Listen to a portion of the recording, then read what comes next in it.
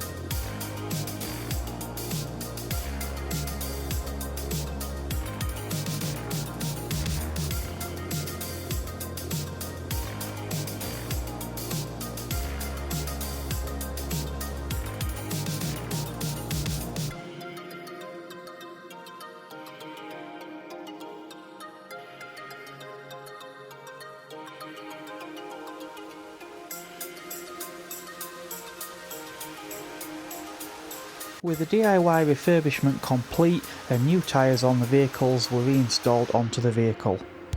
In all honesty though, I'm not entirely happy with the finish, and what I really should have done is just had the wheels dipped and professionally powder coated, because that would have assured the correct finish for these wheels. I was under some time constraints, and where I've had to rub out some of the previous damage to the wheel, there are still marks showing through, even though I did rub down at various points between various stages.